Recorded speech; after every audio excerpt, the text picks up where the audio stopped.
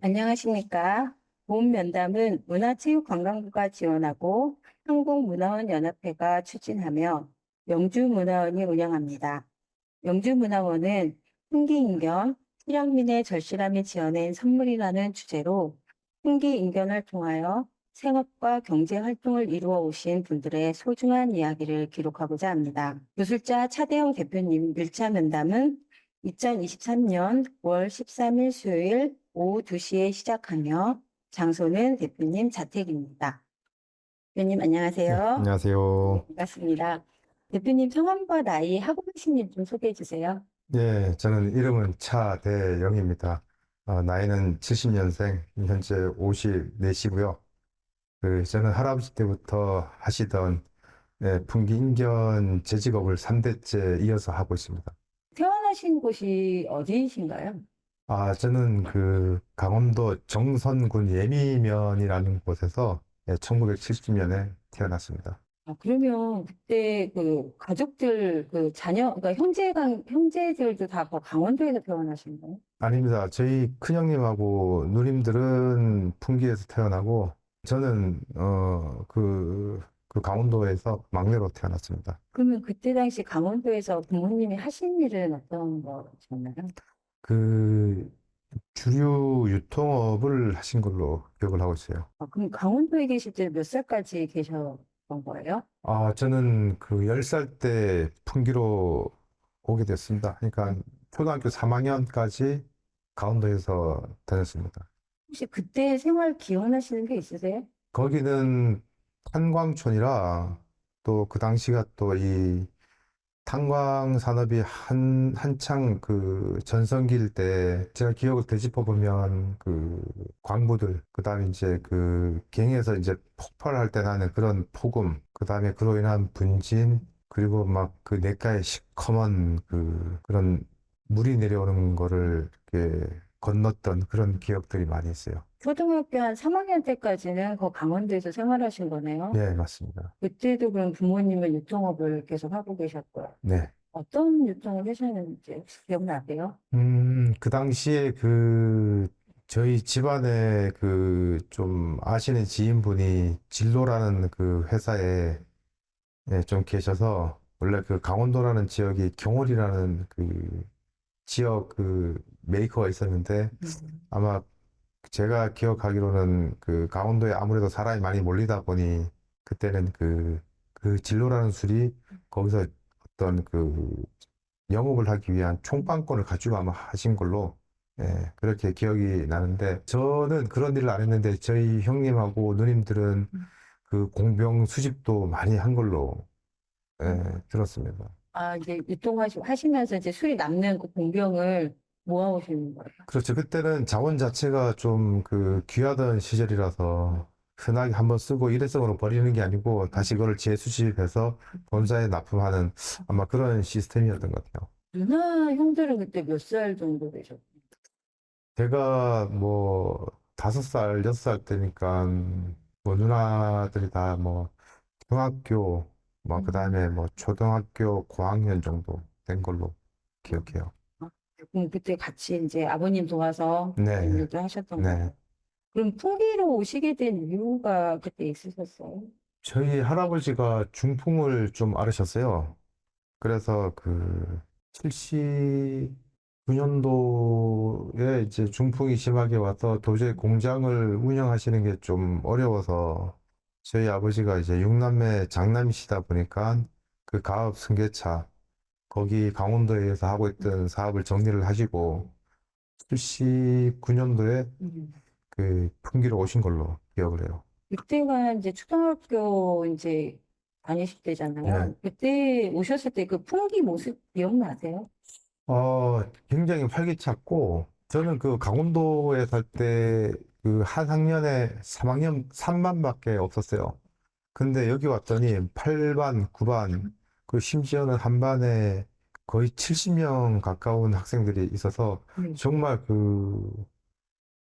제가 경험해보지 못한 네, 그런 좀 광경이었어요. 하여튼 굉장히 활기찼었던 걸로 기억을 해요. 그러면 전화 가셨을 때가 초등학교 어디 초등학교 전화 가셨어요? 저는 풍기 초등학교로 전학을 왔습니다.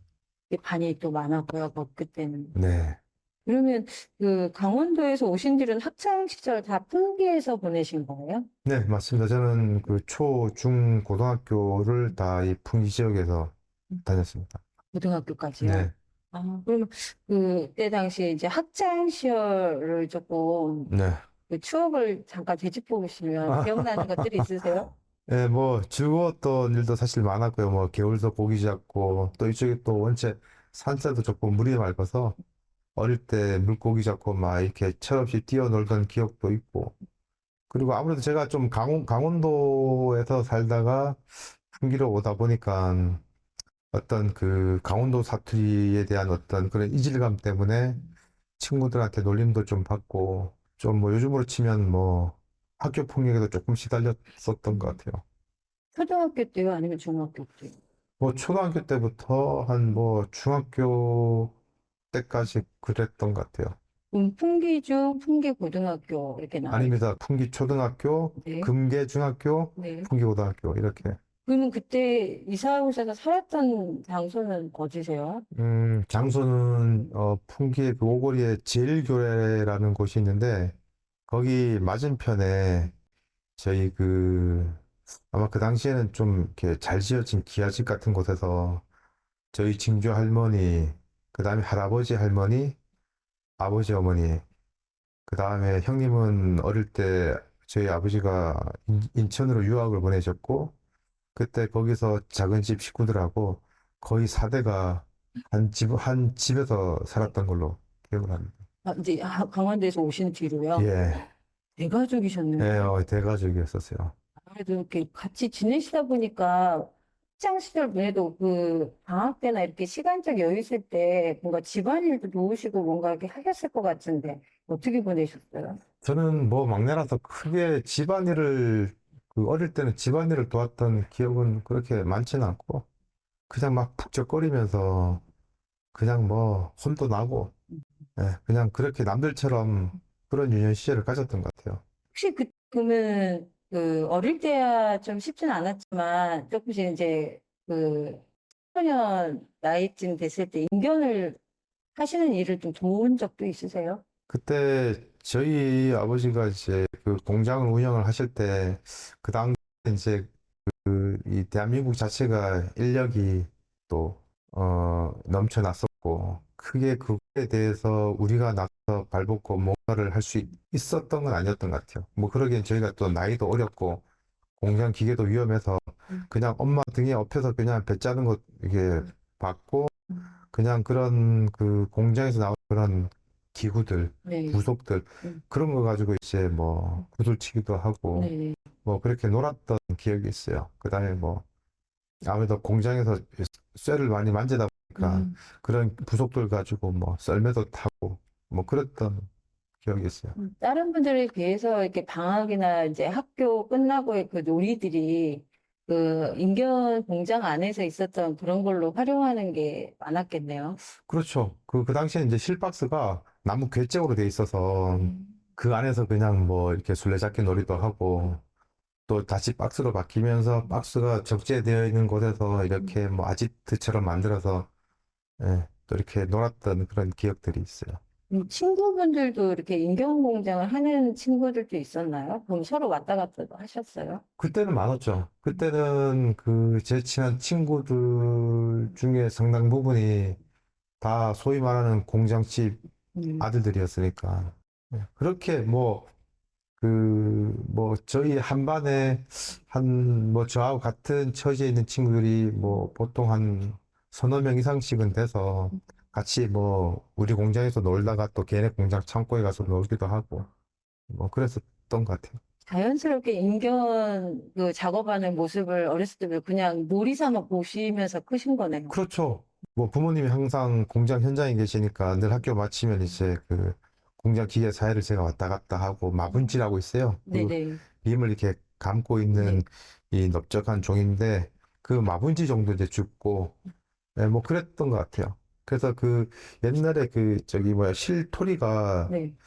그 관건이라 그래서 그 실을 감는 막대기가 있었어요. 그러면 이제 거기에 잔량이 남아있는 실을 또 풀어내야 새로 또 감을 수 있어서 그거 가지고 막 풀기도 하고 그게 관건이라는 네네, 그 네. 단어로. 그 당시에 이제 그 속어로 달레이라고 했었어요. 왜 달레이라고 했는지 모르겠는데, 네. 그 한 20대쯤 남짓 때는 네. 그런 그 막대기가 북 안에 이제 부착이 되면서 네. 얘가 실을 감고 왔다 갔다 좌우로 이제 그 이동을 하면서 이제 그 재직이 되는 과정인데 네. 그 안에 들어가는 실타래라고 보시면 돼요. 그거는 그 기계 자체가 반자동인 그 기계 안에 있는 거에 들어가 있던 거예요? 그렇죠. 예전에는 그 거의 뭐 수직기 개념으로 해서 네. 반자동도 그 이후에 나온 거예요.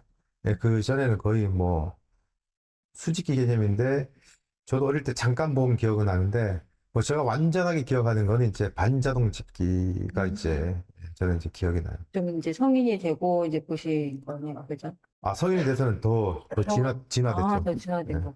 그럼 이제 고등학교까지 들어가시고 바로 군입대 하신 거예요? 예, 사실 그 재수를 1년 하다가 도저히 그 제가 그 공부에는 정성이 맞지 않는 것 같아서 먼저 군 복무를 마치고 한번 진로를 결정을 해보자라고 생각을 해서 그 당시에는 군대 가는 게 좀 더 우선시 됐었던 것 같아요. 생각의 시간이 이제 필요하셨었던 네, 거의 거네요. 뭐 현실 도피죠. 네. 그러면 군대는 어디서 이렇게 보내셨어요? 저는 그 306 보충대 소집을 해서 그 경기도 연천에 오사단이라는 그 열세 부대라고 있어요. 네, 네. 그 전방 부대에서 배치받아서 군복무를 하게 됐습니다. 아, 그럼 그때 거기 복무하실 때 맡은 게 어떤 거죠? 아, 저는 이제 그 GP라는 그 비무장 지대 안에서 이제 그 벙커 생활을 하는 그런 임무를 가지고 군대 생활을 했었어요.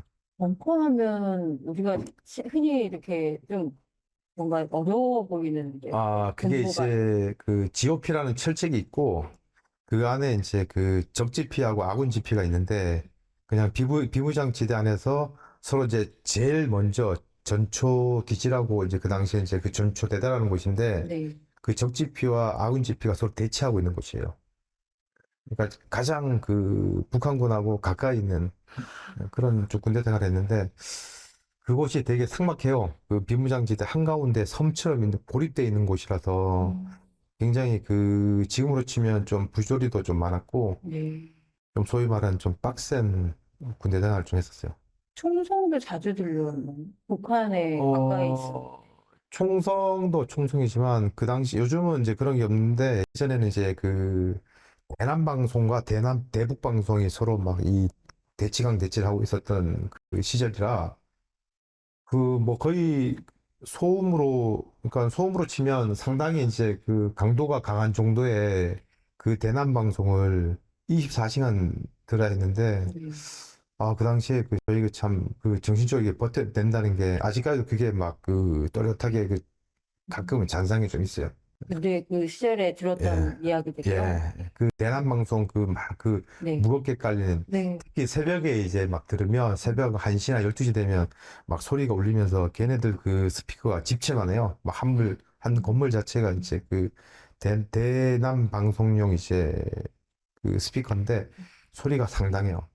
그 보초 쓸 때 더 잘 들렸던 건가요? 그렇죠. 그러니까는 그 일몰 후에 이제 저희가 그 빵카로 들어가면 그 소리가 엄청나게 막 크게 낮에보다도 막 그 가슴이 울릴 정도로 좀 무서울 만큼 이 소리가 컸었어요.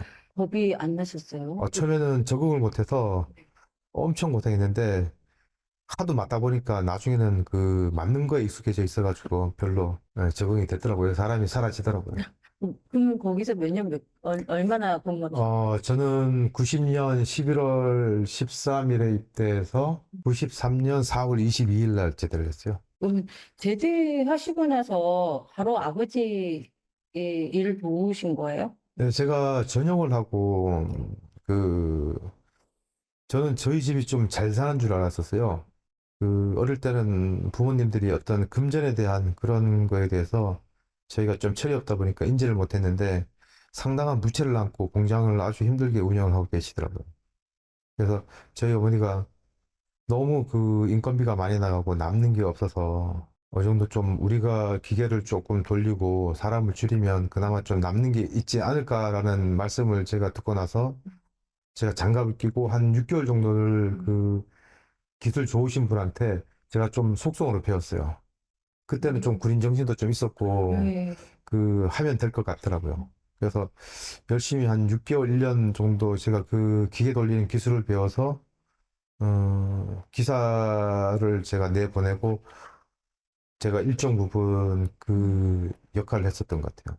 그러면 6개월, 이렇게 제대하자마자 바로 6개월 동안 숙성으로 배우시고, 예, 그러고 나서 이제 직접 공장에 이제 투입하셔서 가장 맡아서 하신 게 기계 작동하는 예, 거였어요. 예. 기름도 주고, 고장나면 고장도 고치고, 부속도 제가 갈아 끼우고 교체해주고, 그 다음에 이제 뭐 빔이 다 이제 그 하대가 끝나면 다시 상대해서 다시 이어서 작업할 수 있도록 그런 웬만한 작업들은 전체 공장에 제가 한 80% 이상은 만졌었던 것 같아요. 아, 근데 지금도 눈 감고도 거짓말 좀 못하면 눈 감고도 이렇게 할 수 있고, 기계 소리가 들으면 어디가 잘못됐는지 정도도 그때는 그런 거에 대해서 제가 좀 절실했던 것 같아요. 그래서 좀 제대했던 어떤 그런 군인 정신도 있다 보니까 음. 그때 그 고비를 잘 넘길 수 있었던 것 같아요. 그때 그러면 다른 이제 여러 가지 공장에서 하신 일들이 많았잖아요. 근데 그중에 이제 기계가 아무래도 많이 도움이 되셨겠어서 선택을 하신 거였었어요. 기계 수리하는 것들을. 이게 차라리 큰 그 규모를 가지면 네.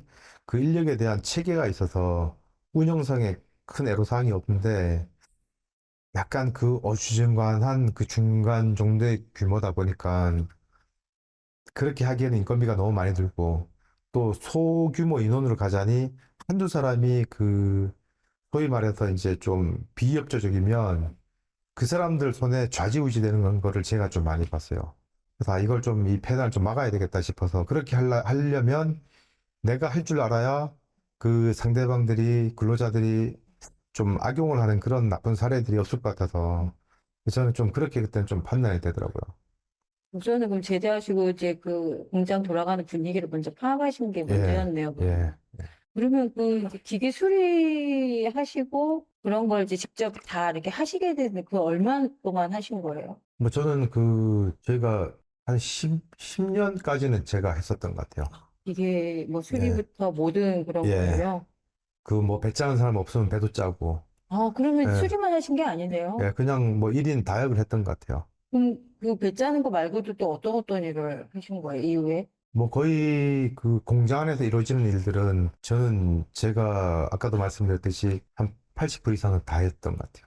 그러면 아무래도 이제 아버님이나 거기 네, 이제 어머니 그러시고 생활이 조금 그래도 대표님이 거기서 맡아서 하시면 네. 좀 나아지시는 게 보이셨겠네요. 어, 도움도 되시고. 처음에 제가 이제 하면서 좀 생산도 원만하게 이루어지고 하다 보니까 뭐 원단에 대한 좀 품질도 많이 좀 개선이 됐었던 것 같고 많이 안정화되면서 그때 저희 부모님들이 여기저기 조금 대출이 발생이 됐었는데 제가 조금씩 하나하나 좀 정리를 했었어요.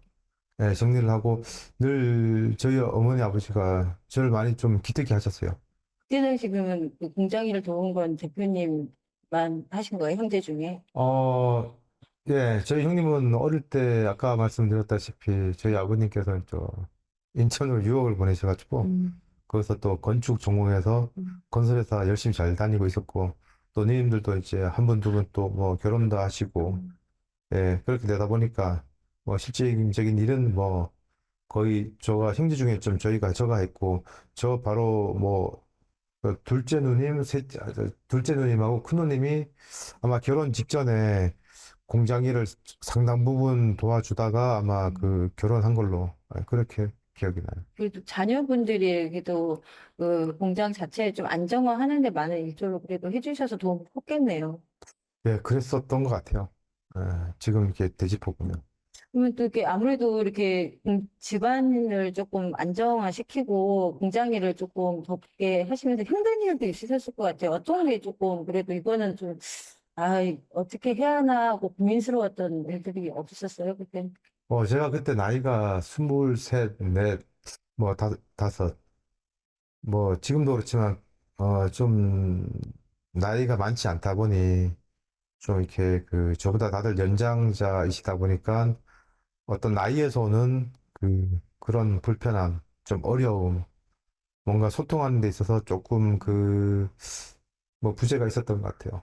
그때 그러면 그때 아까 말씀하실 때 그 소규모는 아니시고 또 대규모도 아니시고 딱 중간 정도라고 그렇죠. 하셨잖아요. 네. 그러면 그때 중간 정도면 공장에서 일하시는 직공들이나 이런 분들은 근로자들이 몇 분 정도? 대략 한 15명 정도 됐었던 것 같아요. 그러면 소규모 같은 경우는 그 인근 지역에 공장이 몇 분 정도 그때 당시? 그때 제가 기억으로는 풍기에 직물 공장이 한 250여 업체가 됐었던 것 같은데 거의 뭐 한 10% 정도가 조금 좀 규모가 컸었고 나머지 또 밑에 한 뭐 3, 40%는 좀 소규모고 나머지 이제 그 뭐 한 5, 60% 정도가 이제 한 뭐 중간 규모 정도로 그렇게 됐었던 것 같아요. 인원이 거기서 조금씩 이제 차이가 있는 거예요. 그렇죠. 네. 근데 15명은 중간 정도의 그 규모였나 봐요, 공장이. 네, 맞습니다. 그때는 네. 좀 인력이 어느 정도 확보가 좀 되어 있던 상태라서 좀 그리고 완전 자동화가 아니다 보니까 사람들이 좀 많이 갔었어요. 그래서 한 교대에 보통 뭐 6분, 7분. 예, 그러니까 그분들이 뭐 2교대, 3교대로 가면 인원이 항상 한 15명 정도에서 왔다 갔다 했었던 것 같아요. 대부분이 직공이신 분이 제일 많았겠네요, 근로자 그렇죠. 중. 네. 그때도 여기 근무하신 분들이, 외지에서 오신 분들이 많았어요. 그때는 외주에서 오신 분들은 거의 없었고, 다 이 지역 자체에서 다 조달이 됐었던 것 같아요, 인력 조달은. 아, 대표님 그때 일하실 네, 때 네, 중반쯤에요. 네. 그때만 해도 인구가 이렇게 많이 줄어들진 않았었어요. 그때는 좀 이 생산 인구가 많이 있었던 그런 시기였던 것 같아요. 그러니까 대표님 전에는 외지에서 많이 들어왔다면 그 시기에는 이제 거의 아닙니다. 자체적으로. 아닙니다. 그때는 외지 사람이라는 개념이 거의 없었던 것 같아요. 여기에 이제 아까 제가 말씀드렸다시피 그 초등학교 학생이 네. 그 정도로 많을 정도면 거기에 딸린 학부모님들이나 구성원들이 많이 있었을 거 아니에요. 그럼 그게 단편적으로 이제 그게 반영이 될 거예요. 이제 그 인견 업계에 이제 이렇게 여러 가지 불황도 있고 또 나중에 직장 생활도 하셨던 걸로 네, 아는데요. 네, 그거와 관련한 걸 조금 여쭈다 보니까 모으시면서 이제 결혼을 하셨어요. 네. 그때 한 몇 년도쯤이시죠? 제가 2001년도에 결혼을 했어요. 2001년 10월에. 자녀는 그럼 지금 현재 몇 남, 지금은 남매예요. 일남 일녀. 많이 성장했겠는데요. 예, 지금 큰애는 22살, 지금 군대 생활하고 있습니다. 음, 둘째는 지금 고등학교 1학년. 딸이시고, 네네. 둘째가. 네, 5살 터울이에요. 그러면 아내분도 그 결혼하시고 인견일을 도우셨다고 제가 어, 들었는데 맞나요? 네네. 처음에 결혼하고 저희가 좀 어려워서 공장을 좀 문을 닫게 되면서 저는 너무 그때 생활이 어려워서 서울에 이제 부득이하게 좀 직장 생활을 해야 돼서 저는 이제 서울을 갔고 또 그 당시에 또 저희 창고에 원단이 많았었어요, 재고가.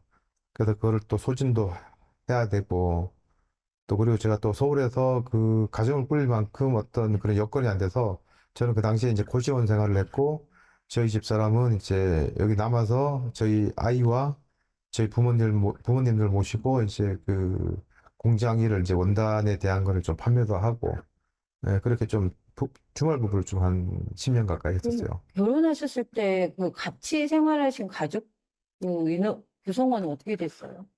그때는 저희 할머니, 어머니, 아버지, 그 다음에 저하고 저차하고, 그때는 이제 저희 아들만 있었어요. 그러면 결혼과 동시에 이제 아내분도 일을 하신 건데 결혼과 동시에 헤어져서 떨어져서 생활하신 거예요? 예, 아니면 저희 아들 놓고 4개월 만에, 결혼하시고 4개월 예, 만에요? 4개월 만에.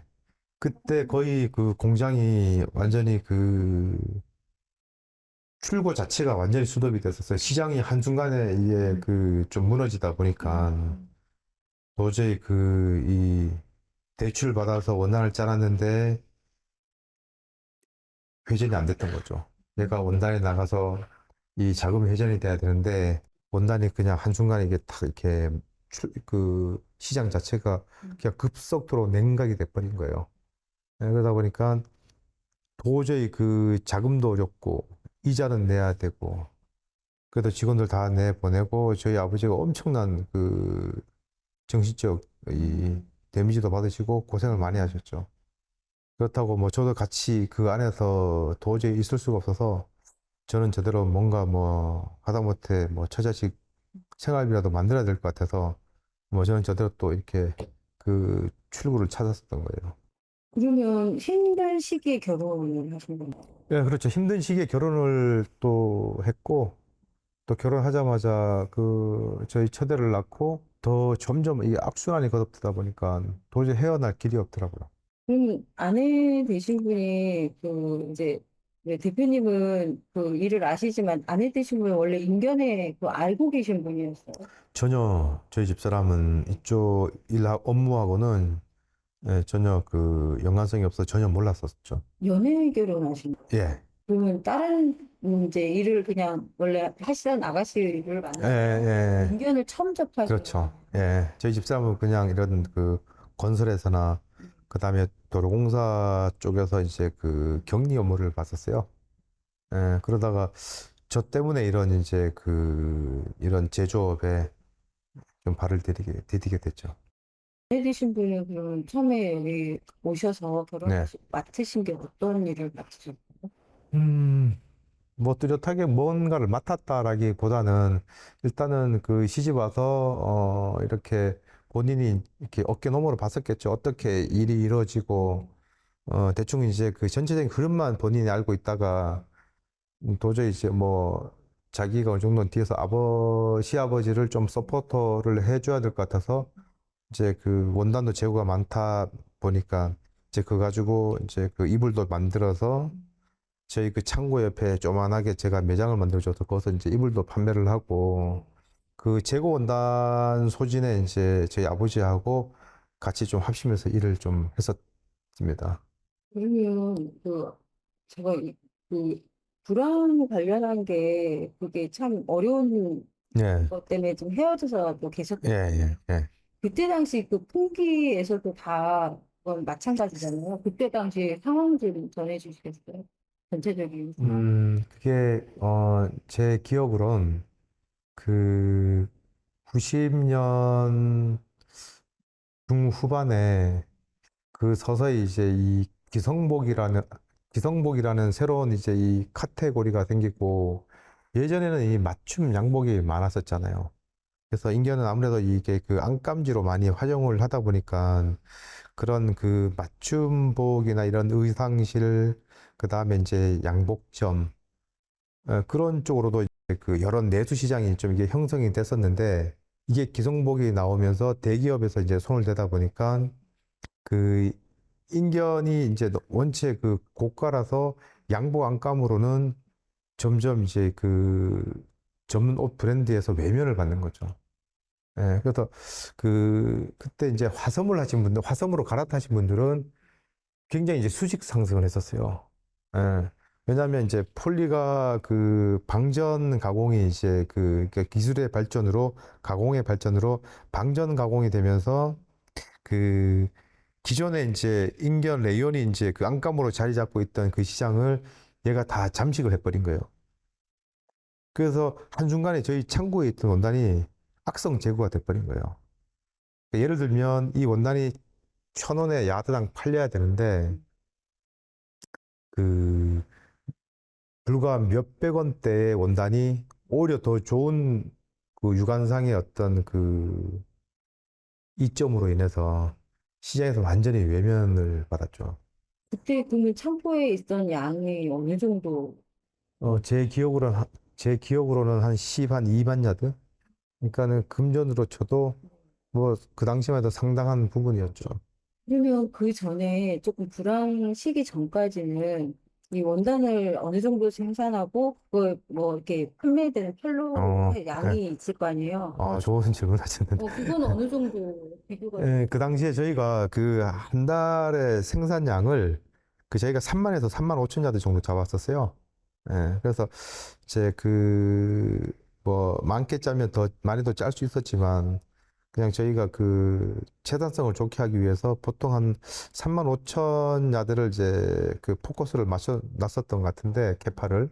근데 이게 예를 들어서 뭐 한 몇 개월만 누적이 돼도 그렇다고 이게 기계를 뭐 내가 오늘 마음이 좀 그 내 판단하에 이거를 당장 뭐 하루아침에 기계를 세우고 그렇게 할 수가 없어요. 준비 공지랑 다 모든 게 물려 있기 때문에 이걸 정리를 해서 정상적으로 얘를 갖다가 상품을 만들려면 그동안 정체되어 있던 거를 갖다가 다 그 부득이하게 완제로 만들 수밖에 없어요. 이 공장, 이 설비 산업 자체가.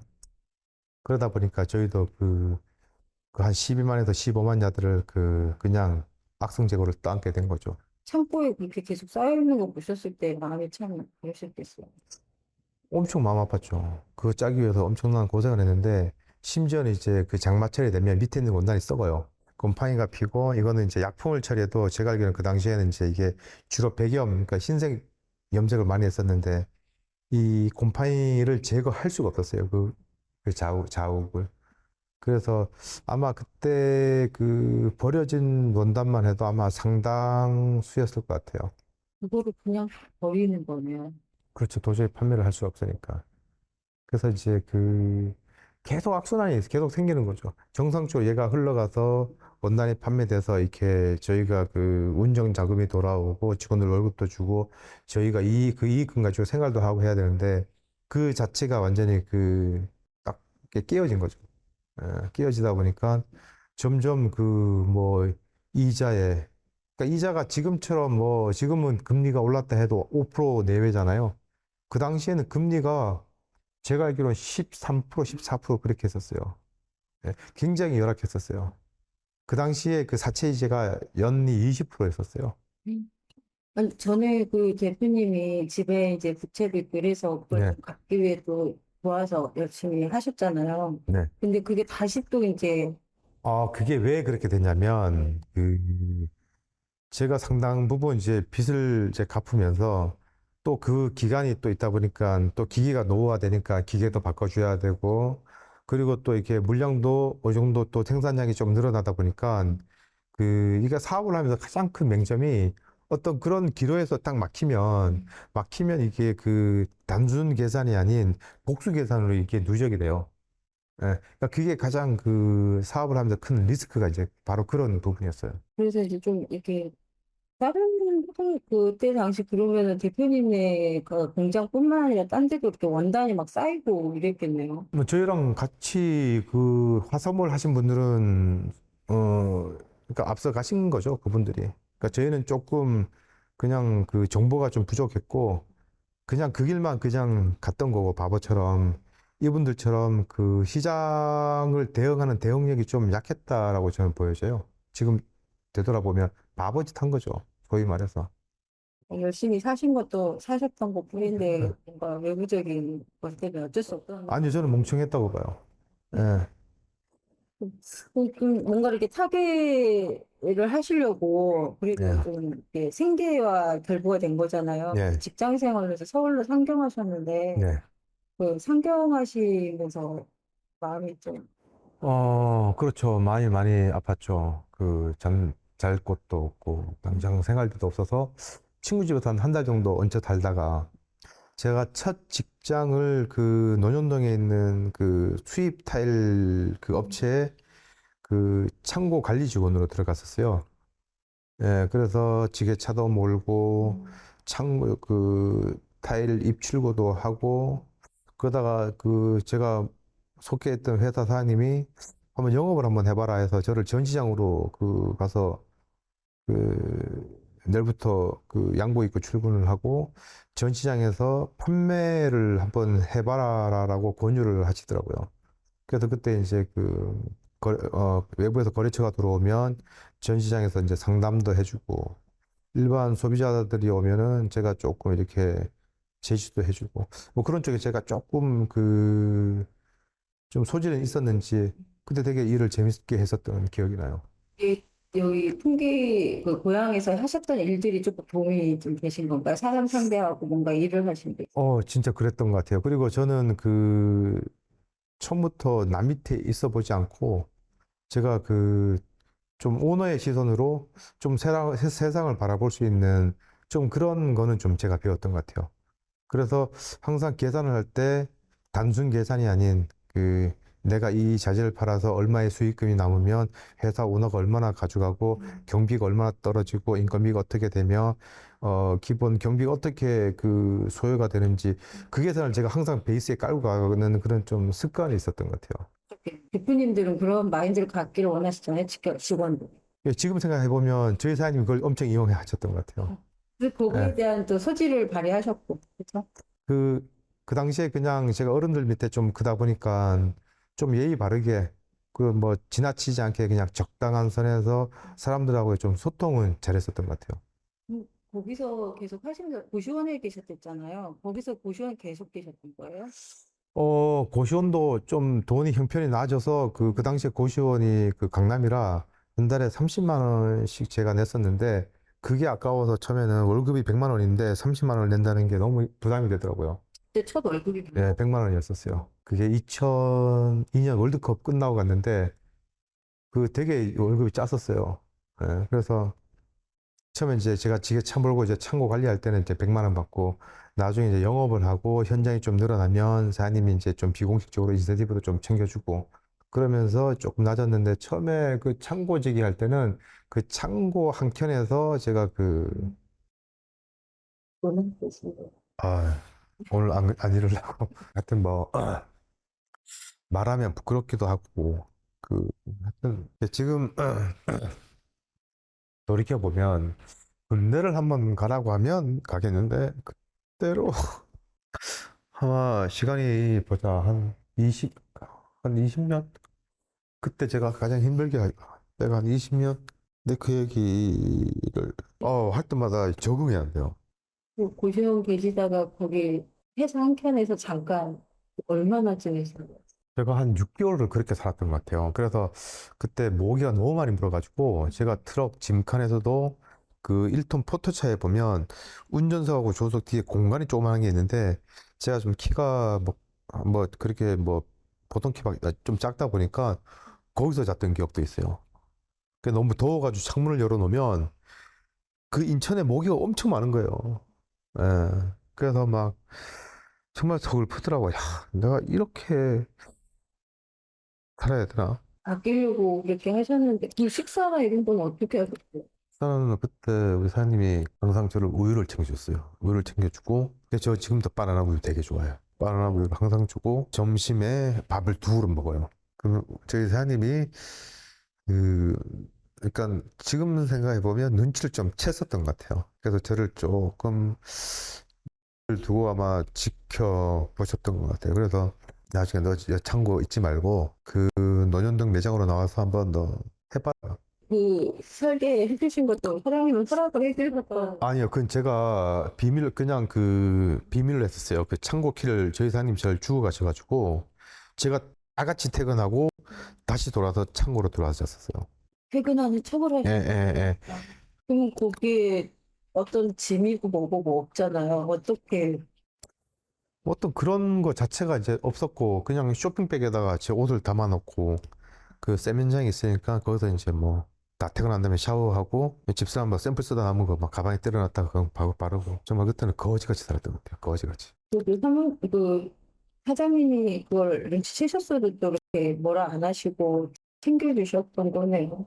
그렇죠. 그러니까 일단 이렇게 살짝 떨어져서 툭 이렇게 좀 지원을 했던 것 같아요. 그 이후에 그러면 이제 사장님이 이제 권유로 다른 쪽으로 이제 제대로 숙소를 생활하신 거. 그러고 나서 이제 조금 뭐 급여가 좀 나아져서 이제 그때 고시원을 들어간 거죠. 그러니까 그래서 저는 이제 고시원 들어가서 거기서 저는 정말 이렇게 그나마 집 같은 집에서 그나마 산 거예요. 구시원이 이제 집 같은 집. 그 그러니까 저희 집사람이 와서 대성통곡을 하고 갔어요. 어찌 보면 그러니까 저는 그 생활을 하면서 많이 제가 좀 견고해지고 뭐 성숙되어지지 않았나. 지금도 어려운 사람들 보면 뭐 도와주고 싶기도 하고 뭐 그렇게 조금씩 제 나름대로 뭐 이렇게 하여튼 그 좀 남을 배려하는 마음 좀 많이 있었던 것 같아요. 정말 사람이 없이 사니까 정말 지나가는 사람 정말 뒤통수 까고 정말 이 도둑질도 하겠더라고요. 그래서 안 굶어보면 그 절박한 생활을 안 해보면 사실 말도 안 되는 생활이잖아요. 그래서 제 친구들이 나보고 그러더라고요. 야, 너는 뭐 이렇게 구질구질하게 사냐? 근데 저는 자존심 상해서 그렇게 산 거예요. 제가 친구 집에서 한 달을 살아보니 아무리 친한 친구도 결국은 내가 눈치가 보이더라고요. 예, 그래서 이건 내가 해결해야 되겠다 싶어서 예, 친구한테도 제가 마지막 제가 저녁을 밥을 사고 고마웠다. 첫 월급부터 너랑 같이 밥 한 끼 먹고 나는 그 회사에서 숙소를 제공해 준다 하니 그렇게 가겠다. 라고 해서 제가 지금의 상계동에 제 친구가 살았었거든요. 예, 거기서 이제 제가 그냥 무작정 나온 거예요. 생각을 하신 거네. 예.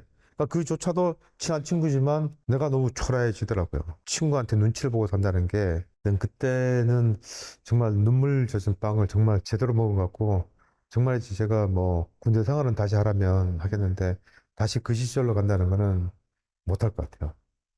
정말 제가 극단적으로 갈 것 같아요. 아침도 굶으시고 점심에는 회사에서 두 끼 드시고 또 예. 저녁은 굶으시고.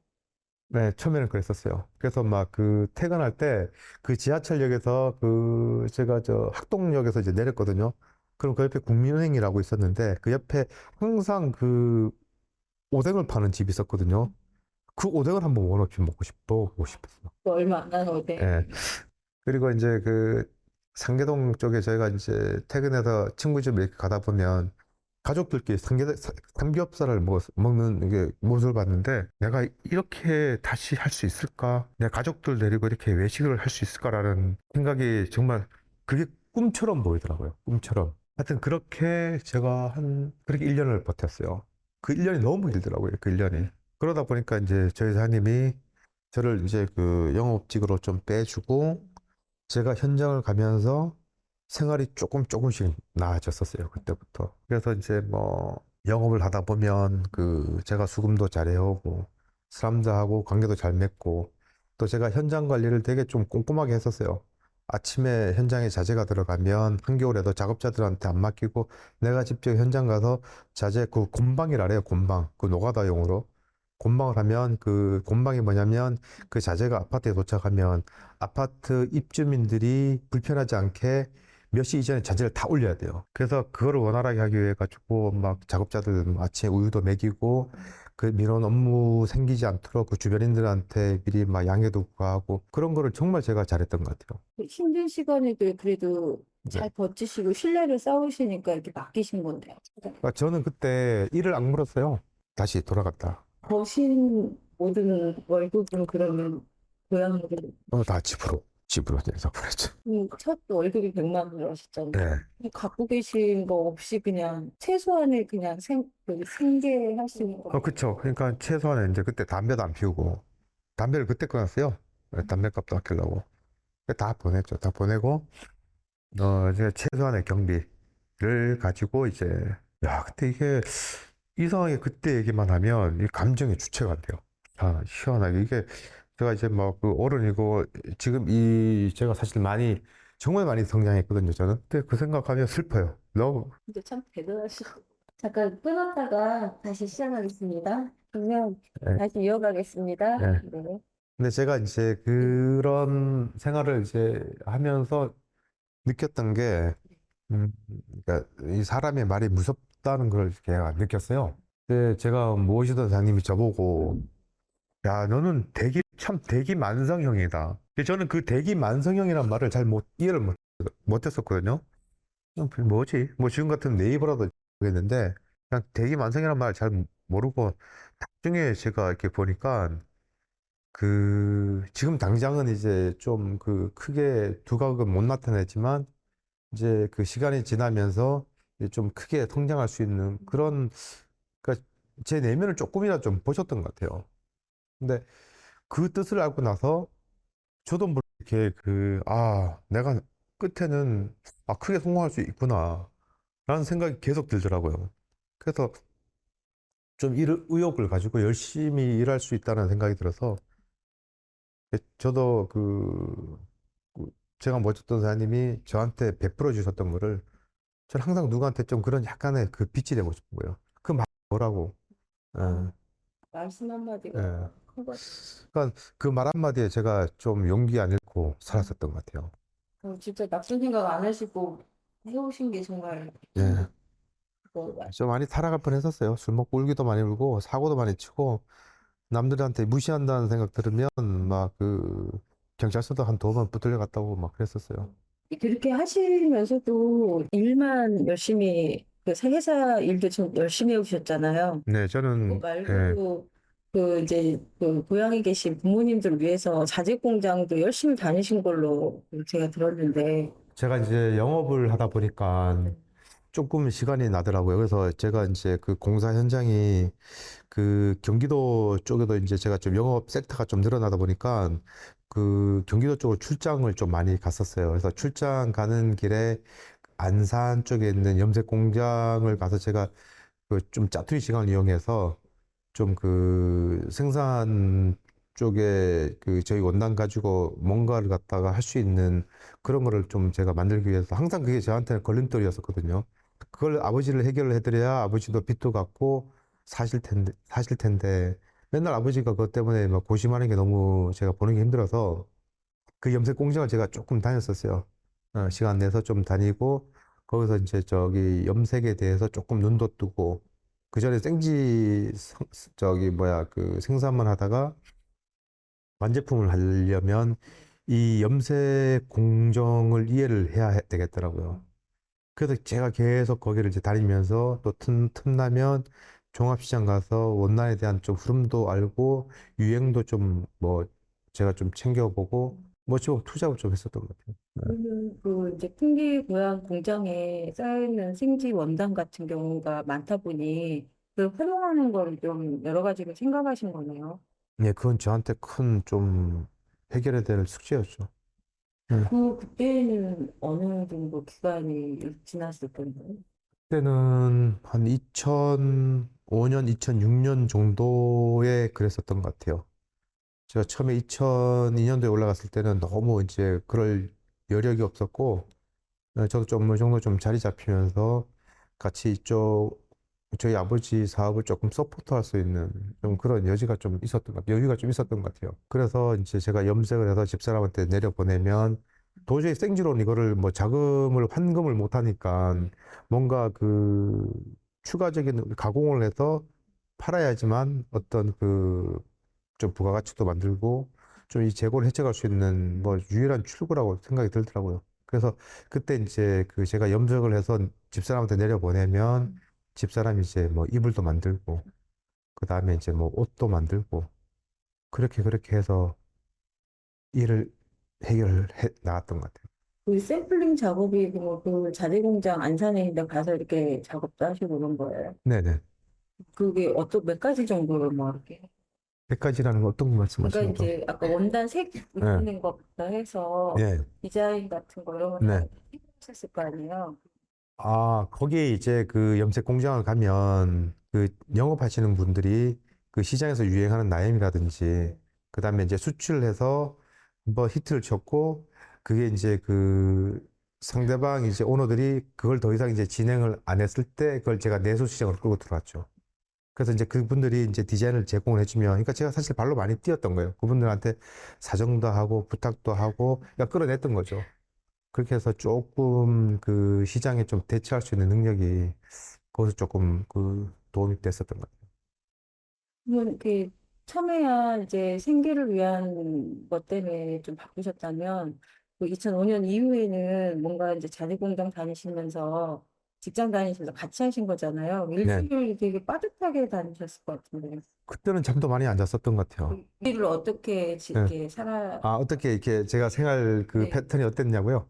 저는 아침에 한 6시 되면 일어나서 그 먼저 현장 가서 제일을 먼저 1차적으로 해놓고 그다음에 이제 거래처를 이제 영업 쪽으로 돌면서 가공소 쪽하고 이 정도 동선을 제가 좀 짜임새 있게 맞췄었어요. 그 정도까지 할 수 있는 여력을 저희 사장님이 좀 제공을 해주셔서 그렇게 제가 동선을 같이 잡다 보니까 그 좀 힘들지 않고 그렇게 병행할 수 있었던 것 같아요. 지금 생각해 보면 저한테 굉장히 운이 좋았었어요. 그리고 또 회사 경비로 제가 이제 움직이고 하다 보니까 그런 좀 추가적인 뭐 제 따로 경비도 들지 않고 그런 좀 배려가 있어서 뭐 저한테는 뭐 죽지 말라고 신이 그렇게 해준 건지 모르겠는데, 열심히 해온 시기 예, 예, 예, 때문에 얻어지는 예. 노력, 그 이제 아, 아무것도 안 하셨는데 그렇게 되지는 않았겠어요. 예, 하여튼 뭐 저도 그렇게 생각을 하고 있습니다. 그리고 이제 그 고향 쪽에 얘기를 조금 해보려고 하는데요. 네, 이어서 하셔도 되죠? 예, 편하게 하시면 네, 돼요. 네. 이제 아내 되신 분이 부모님과 같이 거기서 머물러 계셨었어요. 네, 그 이제 대표님께서 그쪽에 샘플링 작업을 이렇게 보내주셨다 했거든요. 네, 신혼생활에 벗어나서 이렇게 음, 혼자서 이제 그 떨어져서 계셔야 했었잖아요. 또 아이도 있었고. 그쵸. 좀 그런 바가 있으세요. 아, 많이 좀 이렇게 힘드셨던 것 같은데 못지않게 아내 그쵸. 되신 예, 아마 저희 집 사람도 그 원체 좀 말이 없고 좀 많이 좀 참고 본인이 이제 표현을 안 하는 그런 좀 외유 내강형, 예, 좀 그런 좀 성향이 있어서 사실 저도 그 제가 너무 그 좀 고된 생활을 하다 보니까 사실 저희 집 사람의 마음을 좀 헤아리지 못한 부분이 없지 않아 있었던 것 같아요. 또 제가 그때 또 30대 초반이다 보니까 어떤 그런 아직 그렇게 막 성숙된 어른도 아니었었던 것 같고, 뭐 돌이켜 보면 이 집사람이 저런 그 훌륭한 어떤 그런 역할을 하지 않았더라면 아마 제가 이렇게까지 하지도 못했을 거며, 그때도 우리 집사람이 좀 집안을 편안하게 갈 수 있도록 저희 어머니 부모님 잘 보필하고 저희 할머니까지 그때 계셨거든요. 네. 그래서 저희 할머니가 2005년도에 돌아가셨어요. 저희 아버지가 2008년도에 돌아가시고. 그러니까 제가 서울서 있을 때 다 그 저희한테 굉장히 큰 그 아픔이 좀 있었는데 그 집사람이 또 그 역할을 너무나 본인이 저보다도 오히려 더 대들보 같은 그런 역할을 했었어요. 그래서 저희는 뭐 오늘의 제 그 좀 성공의 구할은 저희 집사람한테 있다라고 저는 생각을 해요.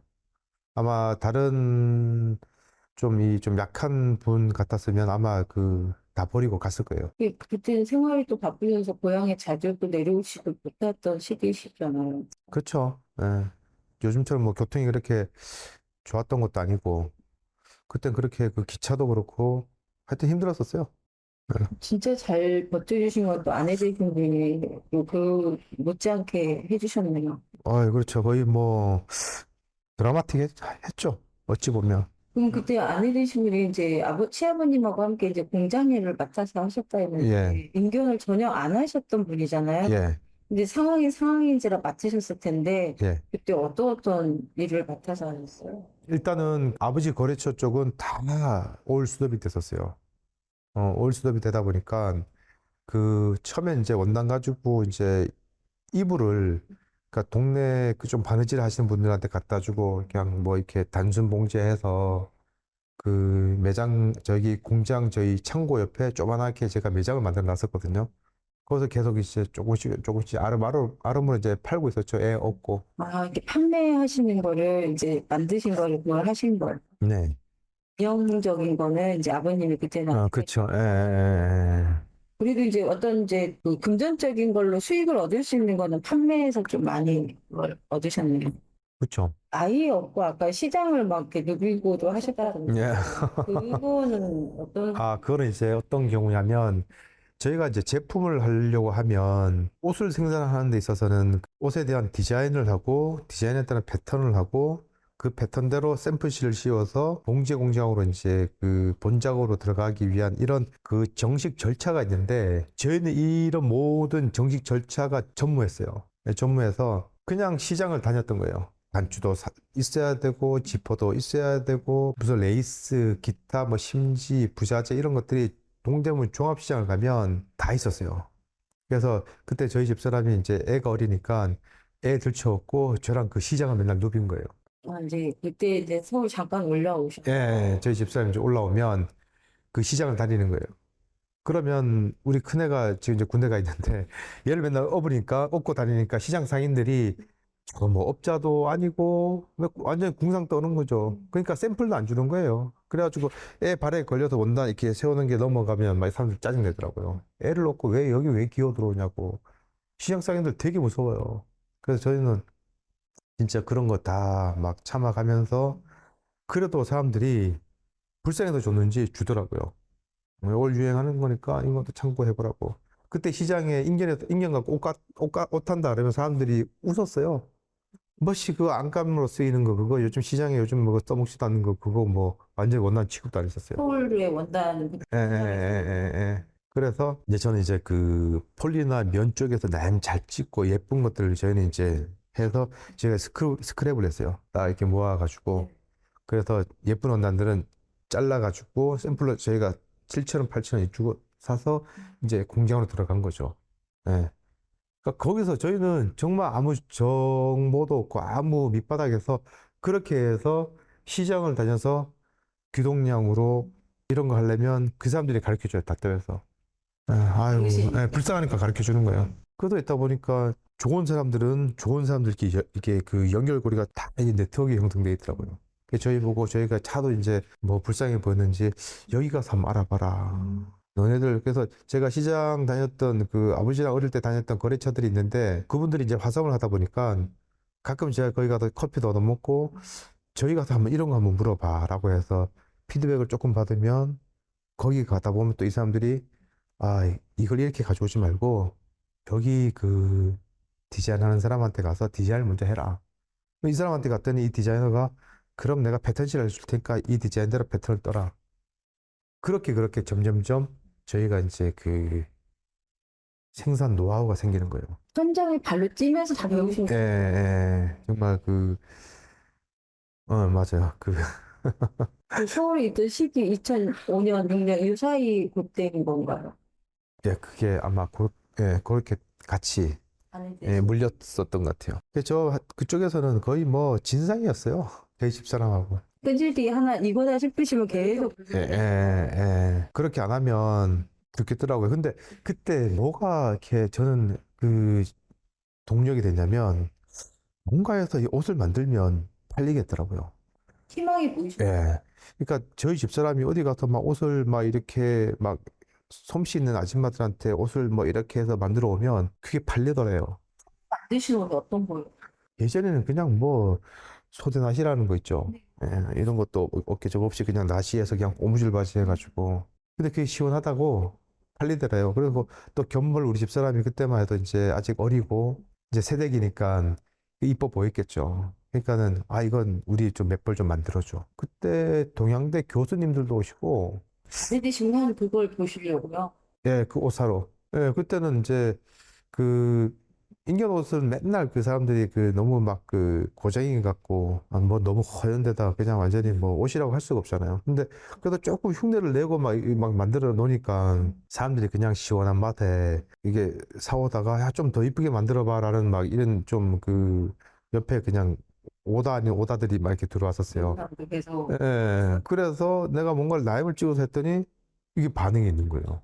그게 재밌더라고요. 그래서 이제 내가 이제 염색 공장 가면서 그러다가도 시행착오도 많았었어요. 유연제를 잘못 넣어서 막 옷이 막 이런 데다가 다 미어지고 막 그런 그 시행착오도 되게 많이 겪었었어요. 그 인견 자체 그게 시원함도 있지만 네. 신축성이나 여러 가지 그 문제도 좀 있긴 하잖아요. 아까 말처럼 물 닿았을 때 오그라들고 하는 거. 네. 그런 것 때문에 시행착오 뭐 100가지 사례가 한번 전해주시면. 일단 이게 인견이라는 이 소재가 청량감 외에는 장점이 거의 없어요. 옷 뽀대도 안 나고, 소위 말하는. 그리고 염색성도 되게 떨어져요. 조금만 하면 열을 너무 과하게 하면 얘가 으스러지고, 열을 약하게 해서 고착을 지키면 물이 빠져요. 그래서 그 중간 접점을 찾는다는 게 되게 어려웠었어요. 그래서 이제 이것도 하다 보니 방법이 생기더라고요. 충률도 잡아 나가고, 결국은 염색 공장 사람들이 저한테 뭔가를 제시하지는 않잖아요. 제가 가다가 이게 이렇게 되던데요. 그러면 그럼 이 공정을 한번 넣어보자. 그러니까 칼라도 잡히고. 이 문제가 생기는데요. 라고 하면 그럼 한번 여기다가 한번 펜타로 오버를 주고 여기다가 그러면 뭔가 그 후공정을 한번 더 해보자 하니까 조금씩 잡혀나가는 거예요. 도움을 주신 분들이 또 있으셨네요. 예. 전문가들. 예. 그러니까 이게 단기간 된 게 아니고 뭐 1년 뒤에 또 그 다음 해 그렇게 이제 소위 말하는 이제 틀을 갖춰가게 되는 거죠. 그래서 시장에 넣어놓으면 하나도 없이 다 팔리고 심지어 저희 집사람이 입고 있던 옷까지 다 막 벗겨갈 정도로 직접 입어서 만든 그러니까 샘플 그러니까 쉽게 말해가지고 옷을 뭐 한 200장을 해놨으면 그 중에 하나를 내가 입어야 네. 이게 견본에다 팔잖아요. 네. 그 옷이 없으니까 이 옷까지 그냥 다 가져가는 거예요. 그 정도로. 마음에 드셨던 거네요, 소비자들은. 네, 그 정도 옷이 마음에 들어서 그때는 그렇게 정말 제가 그때 이제 차를 한 대 구입해서 그 주말에는 집사람을 보러 내려왔었어요. 애를 보러 내려오면 오자마자 우리 집사람하고 간단히 눈인사하고 손님들이 너무 많은 거예요. 그 조그만한 그 매장 같지도 않은 매장에. 그때 매장이 어디죠? 지금은 그 건물이 철거가 됐는데 서부 냉면집이라고 있어요. 역 앞에. 그 옆에 지금 공터인데 그게 저희 공장터였었어요. 근데 그 옆에 조그만하게 한 요만한 매장이었었어요. 여기서 이제 우리 집사람이 이제 내가 쇠로 행거를 만들어주면 거기다 옷 쭉 걸어놓으면 사람이 와서 사가지고 갔던 거죠. 그래서 그날 저희 집사람이 제가 간 토요일 날 철쭉제를 했었거든요. 근데 하루에 100만 원을 팔았어요. 근데요. 네. 하루에 100만 원을 팔았는데 그날 가슴이 두근거려서 잠을 못 잤대요, 우리 집사람이. 예. 그래서 하여튼 뭐 그랬던 뭐 이렇게 추억도 있고 그렇게 이제 그 하다 보니까 야, 이게 진짜 팔리는구나. 그래서 계속 이제 뭐 아버지 원단 그 12만 야드를 조금씩 이제 줄여서 아버지 이제 원단값도 드리고 우리 가공료 주고 수익금 우리가 가져가고 아버지는 이제 그 아버지 원단값을 우리가 다 챙겨드리고 그렇게 해서 저가 한 6년, 7년 되니까 그 12만 야드가 없어지더라고요. 예. 그러면서 이제 저희 아버지하고 거래 끊었던 분들도 뭐 예전 같진 않지만 아주 가뭄에 콩나듯이 조금씩 가져가고 그러면서 이제 이게 그 어느 정도 저희 아버지도 좀 빚도 소진이 되고 저도 이제 서울서 점점점 자리 잡히면서 생활이 조금씩 나아지는 거예요. 그러다가 이제 저희가 면목동으로 이사 갔다가 다시 저기 저 강남으로 넘어와서 그 석촌동으로 왔다가 문정동 갔다가 그렇게 저희가 막 변해 갔었던 것 같아요. 좀 예, 좀 이제 그때는 뭐 고시원에서 반지하, 뭐 하여튼 뭐 그렇게 면목동 이전에는 성남까지 갔었어요. 그 반지하에서 이제 면목동으로 오고 이렇게 막 좀 이사만 한 7, 8번 다녔던 것 같아요. 그 직장도 다니셨을 때 계속 다니시면서 네. 그럼 그 기간이 몇 년 정도신 거예요? 이게 정확하게 한 9년? 만으로 9년 조금 넘었던 것 같아요. 횟수는 10년인데 거의 한 9년 정도 그런 그 생활 밑바닥부터 어느 정도까지 저는 정상까지 왔다 생각해요. 아직까지도 그 노년단 가면 제가 조금 전설로 남아 있어요. 예, 그리고 예, 그때 그 친구들하고도 아직까지 모임을 하고 있고 그때 같이 거랬던 사장님들 직원들하고도 지금도 그 한 번씩 놀러 와요 저희 매장에. 나보고 야 격세지감이라고 야 너가 이렇게 성공할 줄은 몰랐다고. 열심히 하셨을 때는 이제 그냥 바라만 보셨는데 네. 나중에 네. 그 제일 처음에 제가 2009년 그저 2010년 초에 저기 서울도 다시 내려올 때 제 친구들이 다 말렸었어요. 서울에 있는 친구들이 직장 있던 아니 여기서 이렇게 자리 잘 잡아놓고 너 왜 내려가냐. 근데 이제 그때는 제가 서울에 좀 기반이 없었고 그리고 여기 또 아버지 사업을 좀 물려받아야 된다라는 좀 그런 부분도 있었기 때문에 여러 가지가 좀 복합됐었던 것 같아요. 그리고 제가 또 서울에 직장 생활하다가 저희 사장님이 너 한번 너 개인 사업 해봐라 해서 주신다고 밀어주셨는데 그 사장님이 나중에 돌아가셨어요. 마지막에. 네. 직접 그 같이 그러면서 이제 저도 현장 하나가 조금 잘못되면서 한 3천만 원 정도 이제 부도를 맞으면서 그러니까 뭐 저도 그 정도 그때는 이제 벌어놓은 돈이 있다 보니까 그냥 제가 그냥 뭐 부담 없이 정리를 할 수 있었고 그러고 하다 보니까 그 건축 자재 영업이 한순간 너무 막 리스크가 많아지더라고요.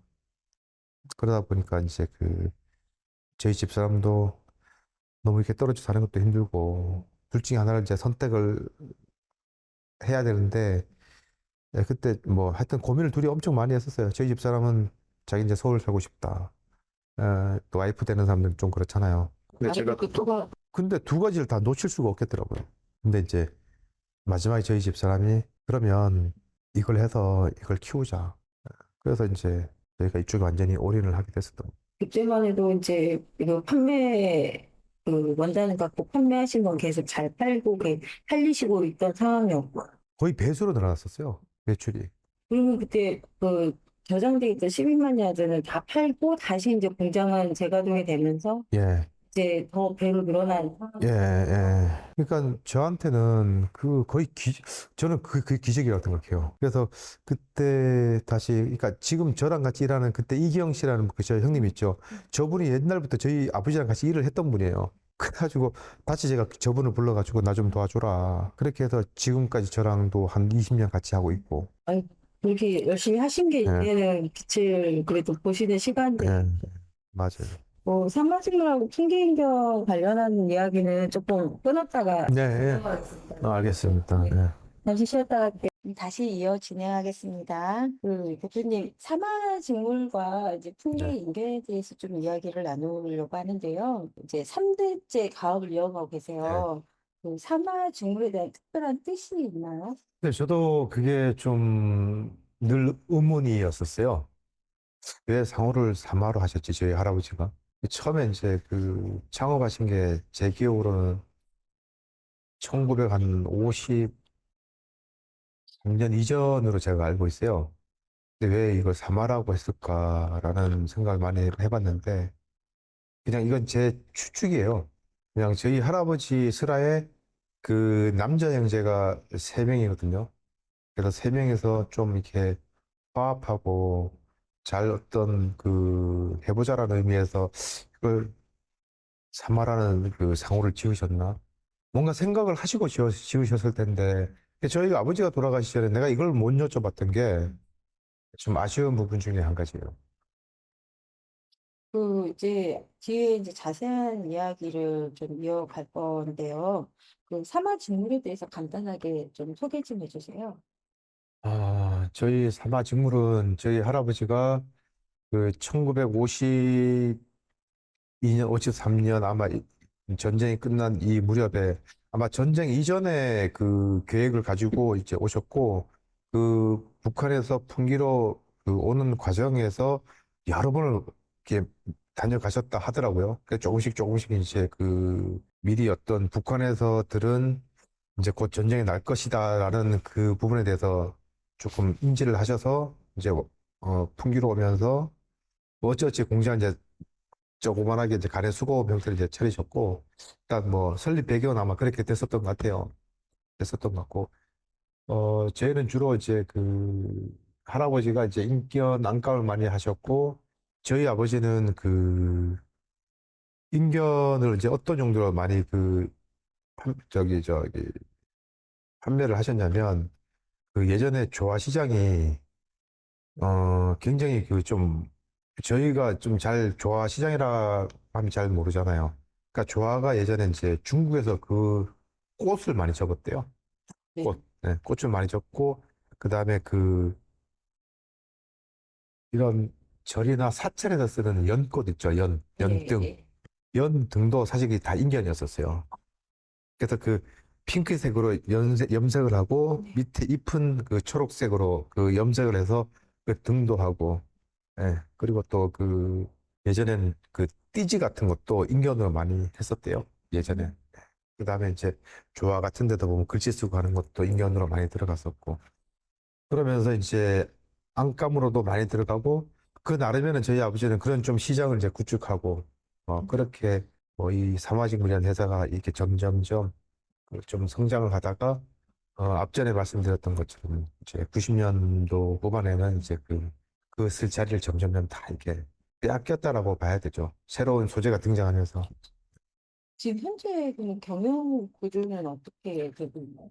뭐 저희가 뭐 구조라고 할 만큼 어떤 그 회사가 어떤 막 그런 체계가 많이 잡힌 건 아니고 그냥 단순 구조예요. 단순 구조인데 이제 저희가 좀 더 많은 부가가치를 좀 창출해내고 저희가 단순 생산해서 그 중간 어떤 그 저희가 가공을 거쳐서 봉제까지 한다는 거는 어찌 보면 이걸 6차 산업에 그 가까운 어떤 그런 시스템이잖아요.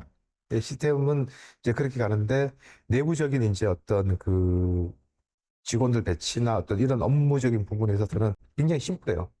그러니까 저하고 집사하고 우리 그 직원들 2명하고 이제 4명에서 오로지 생산에만 매달리는 거예요. 네, 그러니까 4명에서 이제 저희 분업화를 해서 그 제품을 판매할 수 있는 그런 모든 그 생산 시스템을 갖추고 이제 우리가 판매 시점이 되면 그 판매할 수 있는 인원들을 이제 그 기간제로 해서 투입을 시키는 거예요. 그렇게 이제 구조가 이제 그 단순 구조로 지금 그렇게 성립되어 있는 상태예요. 인견이라는 게 원래 이제 시원한 제품 때문에 여름에 많이 바쁘다고 이렇게 알고 있잖아요. 근데 그 준비하시는 건 항상 미리 준비하신다고 얘기를 들었어요. 그 준비 기간 뭐 이런 식으로 된 1년으로 기준했을 때 어떻게 과정이 이루어져요? 큰 틀에서 보면 농사하고 똑같다고 저는 늘 표현을 해요. 예를 들어서 농사라면 뭐 밭을 갈고 봄에 밭을 갈고 씨앗을 뿌려서 여름에 그 열심히 가꾸고 가을에 추수를 하잖아요. 네, 똑같아요. 그러니까 저희도 그 보통 그 4, 5, 6, 7, 8, 9 이렇게 이제 저희가 이제 판매 시점이고 그 저희가 이제 또 다시 9월 달 되면 내년 시즌을 위한 준비를 원단 생산부터 9, 10, 11, 12, 1, 2, 3까지 계속 쉼없이 가요. 오히려 그 판매 시점보다 더 그 스트레스나 업무량은 더 많다고 보시면 돼요. 그러니까, 패턴이나 뭐 이런 것 때문에. 그렇죠. 그러니까 일이 엄청 하나부터 열까지 저희 손이 안 가면 어느 공장 하나가 누락이 되면 이게 완제품 자체가 나올 수가 없어요. 그래서 일일이 하나하나 저희가 다 관리하고 신경 써서 이제 그 시즌 준비를 전쟁 준비를 하는 거죠. 오히려 그 일반인들이 봤을 때는 여름 시즌이 바쁘겠다 하지만 예, 오히려 그 반대로 더 예, 바쁜 시기를 보내시는 거네요. 예, 맞습니다. 그러니까 여름에 번 돈을 다 재투자하는 거예요. 다니시면서 그러면은 어디 다른 데도 또 다녀오시기도 하고 그래요? 예를 들면 어떤, 그러니까 이제 패턴이나 이런 걸 연구하시잖아요. 네, 또 다음 제품 준비하실 때도 그 분위기, 그 유행이나 이런 것도 아, 파악하신다고. 그 서울에 저희 도와주는 디자이너 분이 두 분 계세요. 그러니까 그분들한테 저희가 이제 그 수업 전에, 그러니까 미리 내년 예측될 뭐 유행할 색상, 뭐 그런 거에 대한 어떤 피드백을 받고 그분들한테 이제 어떤 디자인에 대한 그 일차적인 제시를 받아요. 그리고 또 저희가 또 그 하고 싶은 그 디자인들에 대해서 이분들하고 서로 상의를 해서 그 또 새로운 그 뭐 나름의 창의성을 가지고 이제 그 아이템을 이제 저희가 하나 둘 이제 협의를 해서 만드는 거예요, 구성을. 그러니까 내년에는 뭐 예를 들면 뭐 어떠한 형태로 해서 뭐 몇 시까지, 어떠한 형태로 몇 시까지 해서 저희가 1년에 새로 신규로 만들어내는 게 한 60가지 정도. 예. 결코 쉬운 일이 아니에요.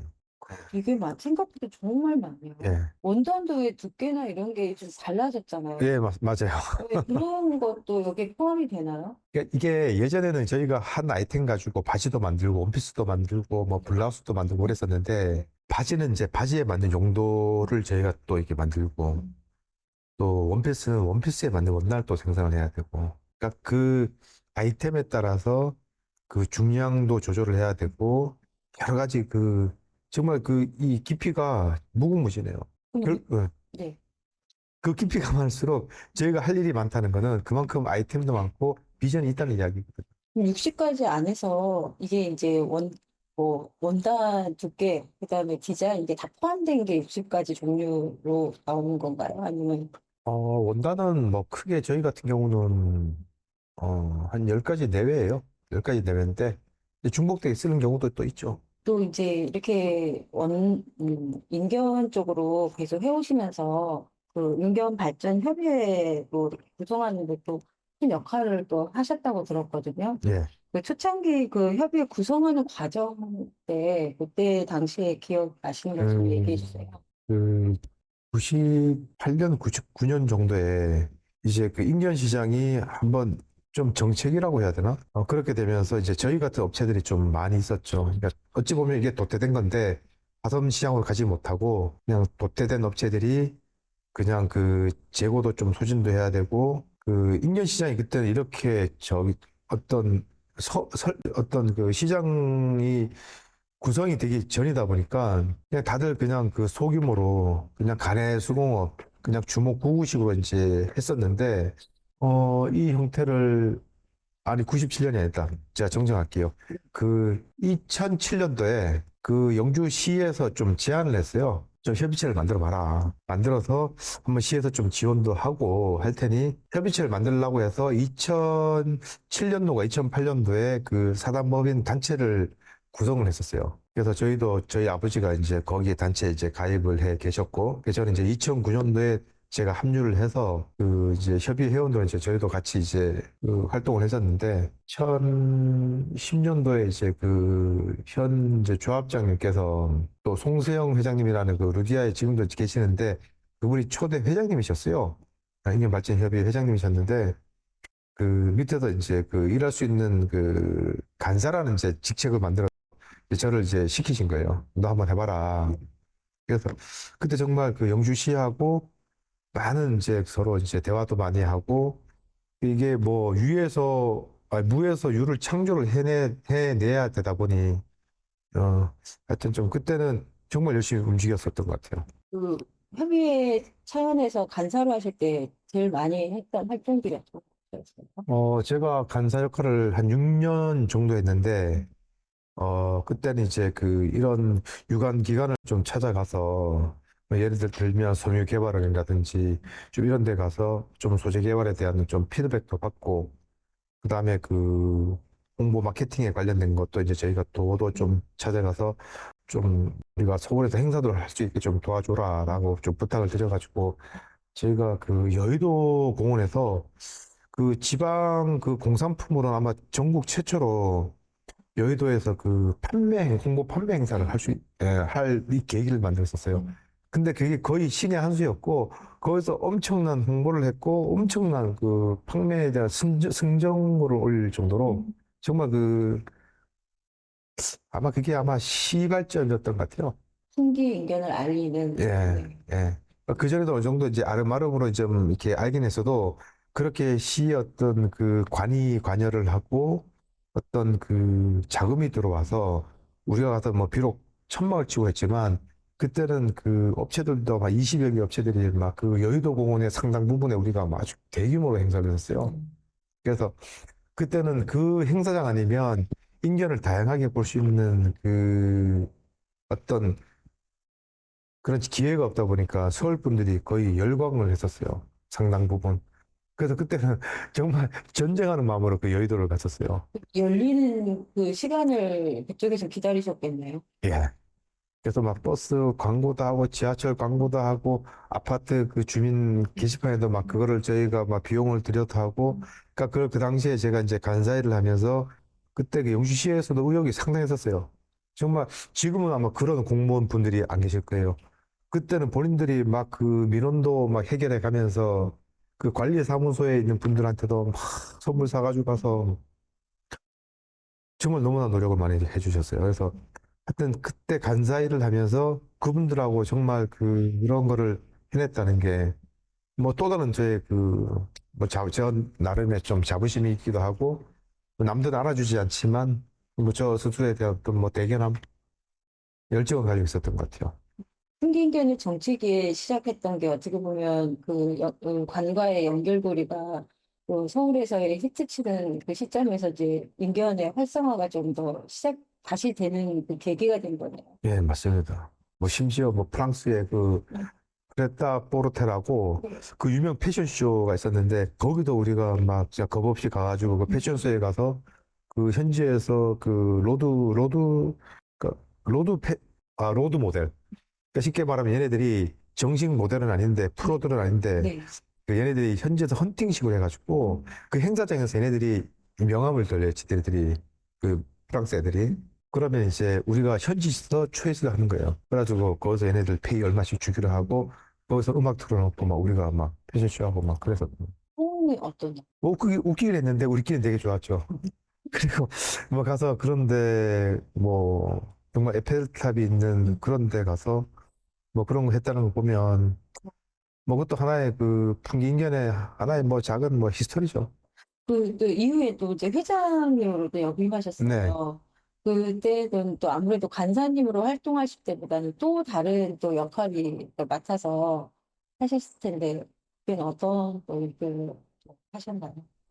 그러니까 이게 그 간사는 어찌됐거나 그 내가 주어진 일을 하는 역할이고 사실 제가 잃을 게 없는 그런 이제 위치였고, 제가 막상 회장을 하고 이 업무에, 이 업종에 제가 이해 당사자로 제가 또 제 개인 업도 하다 보니까 다수를 갖다가 결집시키고 응집시키고 방향으로 가게 한다는 게 굉장히 어렵더라고요. 그래서 그러니까 제 어떤 의지와 열정은 있는데 남들은 그걸 그렇게 보지 않더라고요. 그러니까 그거에 대한 서운함. 그래도 굴하지 않고 하면서 너무 많이 그 본의 아니게 다툼이 생기고 정도를 가려고 하니 의도치 않게 적이 생기더라고요. 그래서 좀 상처를 많이 받았었어요. 그때 당시에. 예, 이제 아무래도 이제 풍기 인견을 발전협에 속하시면서 예, 대내적으로 이제 풍기 인견에 대해서 알리는 시간들이 조금 더 생기셨잖아요. 네, 사업을 할 때보다. 네. 대내적으로 알리시는 그 풍기 인견을 소개하실 때는 어떻게 소개하시는지 소개 좀 부탁드릴게요. 아, 그때 했던 멘트를 좀 저한테 지금 하라고 말씀하시는 건가요? 네, 이거 왜냐면 이제 풍기 인견은 이렇다. 이제 시원함으로만 대부분 다 알고 계시잖아요. 네. 근데 이제 그래도 좋은 장점들이나 이게 어떤 걸로 만들어지고 하는 그런 것들이 있으니 그때 소개하셨던 것들에 대한 아, 전해 주시면 좋겠습니다. 그거를 제가 그러면 그냥 여기에 맞게 제가 조금 풀이를 한다면, 사실 뭐 진행자분께서 말씀하시듯이 사실 인견은 시원함만 빼면 청량감하고 시원함만 빼면 딱히 내세울 게 전혀 없어요. 가공성 안 좋죠. 물성 안 좋아서 소비자들도 조금 세탁에 대한 어떤 그런 장애만 생겨도 얘가 바로바로 거기에 대한 문제가 생겨버리니까 늘 할매옷, 늘 그냥 촌스러운, 늘 알록달록. 그러니까 거기에 대한 거를 좀 벗어나고 싶어서, 그러니까 저는 추구하는 게, 인견이라서 그냥 마음을 접어두고 그냥 어떤 디자인에 대한 모든 걸 포기하고 사는 것보다는 그 앞으로의 인견은 저는 이렇게 많이 강요했어요. 내가 시장에서 어디 쇼핑하러 나갔다가 이뻐서 샀는데 이게 풍기인견이 있더라. 라는 식의 시장을 저는 만들고 싶다. 좀 그렇게 좀 갈 수 있게끔 소비자분들도 많이 좀 이해를 좀 해주시고 얘가 물성이 좀 약하니까 사실 우리가 울이나 특히나 실크 같은 경우는 정말 소중하게 다루잖아요. 예. 그러니까 풍기인견도 인견은 사람이 만든 실크거든요. 그러니까 그만큼 물성이 약하니까 얘도 좀 소중하게 다뤄주세요. 라는 저는 멘트를 진짜 많이 했었어요.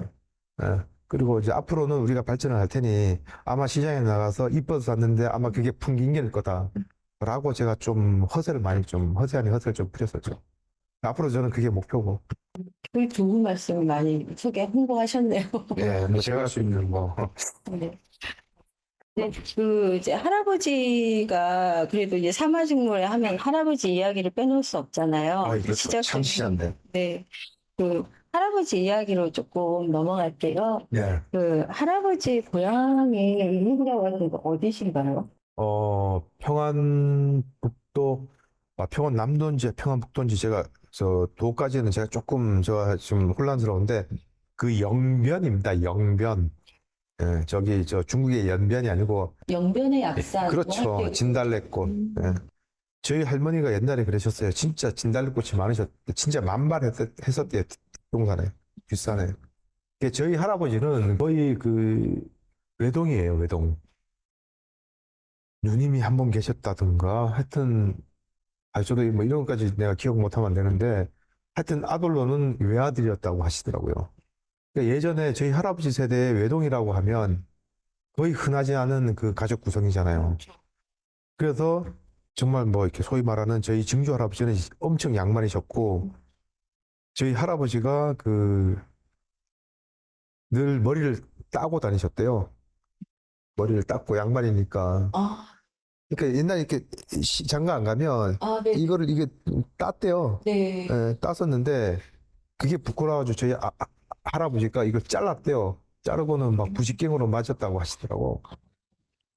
긴 머리를. 네. 그래서 저희 할아버지가 사진을 보시면 아시겠지만 저하고 달리 되게 막 장골이에요. 키가 180이 넘으시고 그 당시에는 굉장한 좀 피지컬을 가지고 계셨는데 사업 수완이 굉장히 좋으셨어요. 그래서 증조 할아버지 모르게 장사하시다가 호되게 뭐 장가 가서도 맞으셨다 하더라고.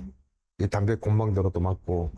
예, 저희 증조 할아버지가 엄청나신 분이었다고 하더라고요. 아, 그 증조할아버지가 그러면 할아버지를, 예, 아이고, 장가 가서도 맞으셨다 하더라고요. 예, 그래서 예전에는 글 읽는 그러니까 그 양반들은 그 장사하시는 상업 활동하는 사람들을 상민이라 그래가지고 되게 그러니까 하대했었대요.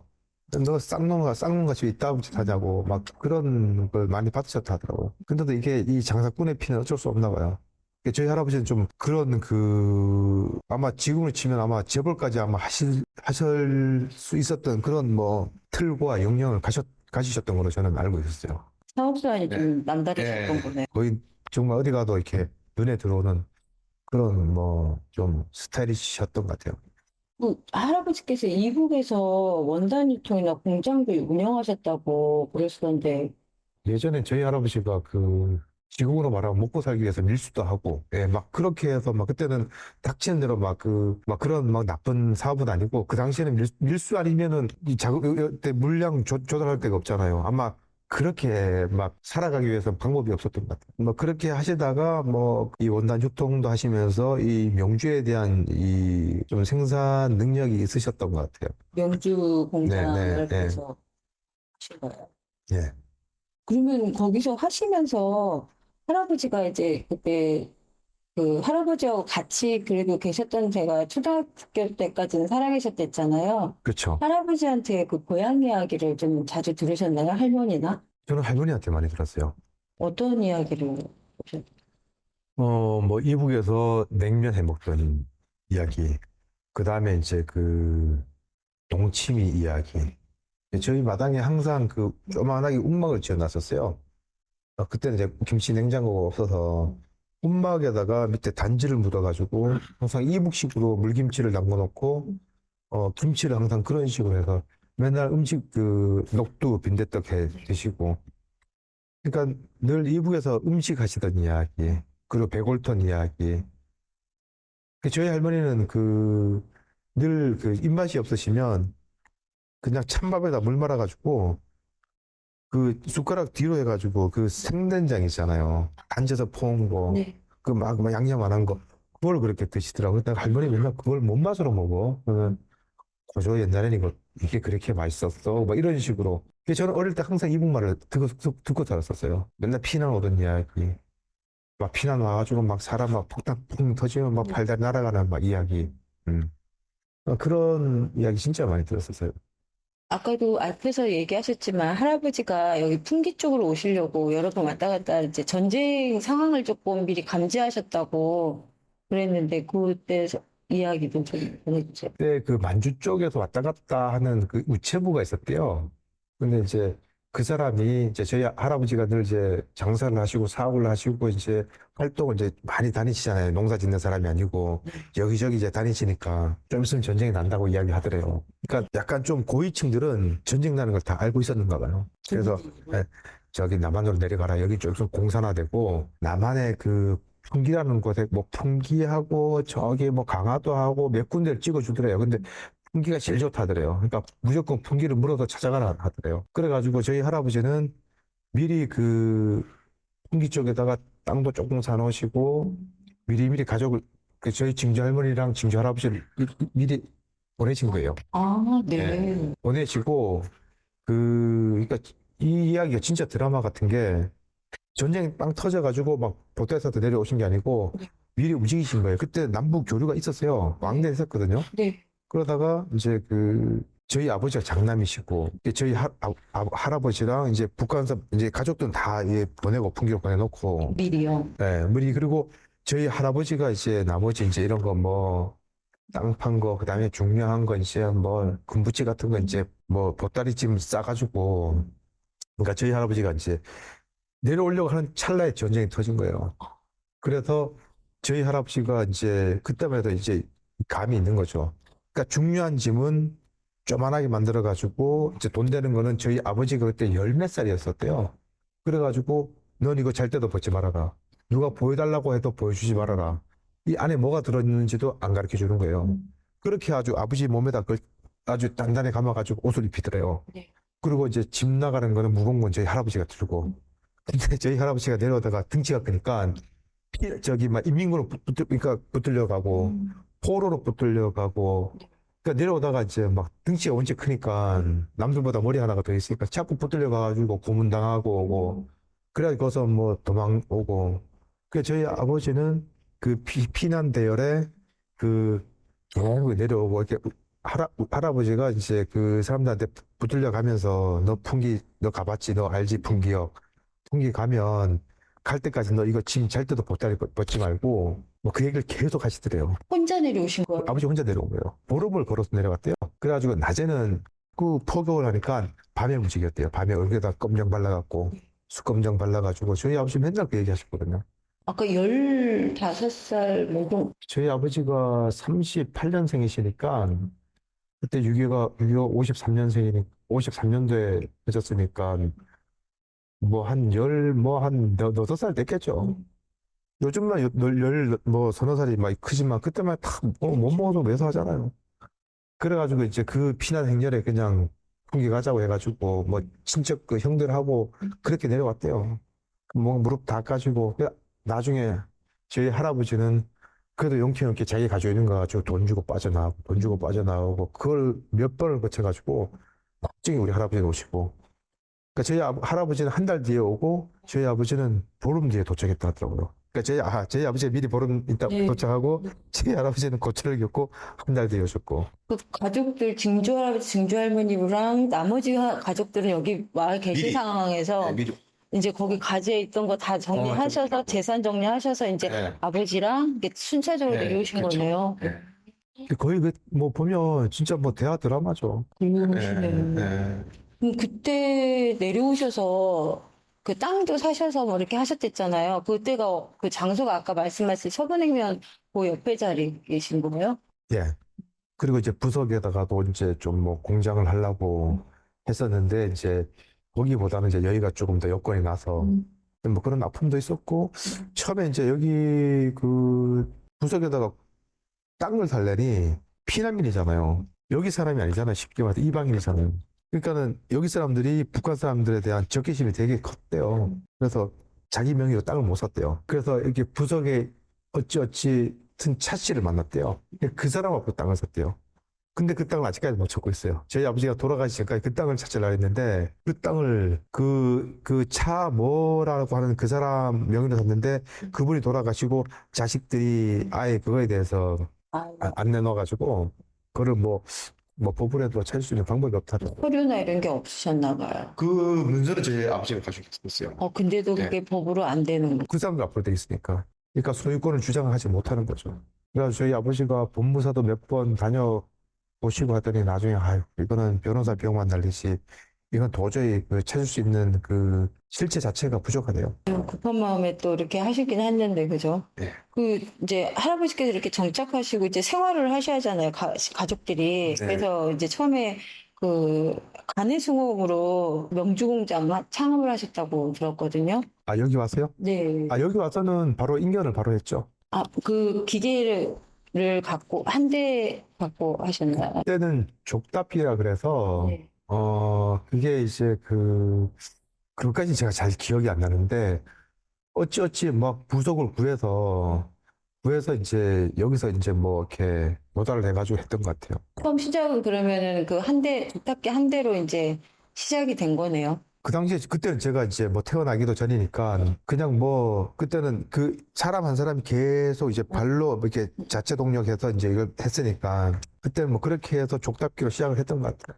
그때 만드신 게 이제 아까 말씀하신 안감에 쓰는 예. 그 안감지 같은 거, 양감지. 예. 그러면 바로 집 옆에다가 그게 이제 아예 그냥 집 안에서 집 안에 있었죠. 자체적으로 하신 거네요. 그 이북에서 했던 그 노하우 갖고. 그러면 그때 이북에서 오신 분들이 꽤 많으셨다고 들었는데 그 간이수공업으로 하시는 분들도 그때 많다고 뭐 이렇게 얘기 들었는데 어릴 때 그때 상황 조금 들려주세요.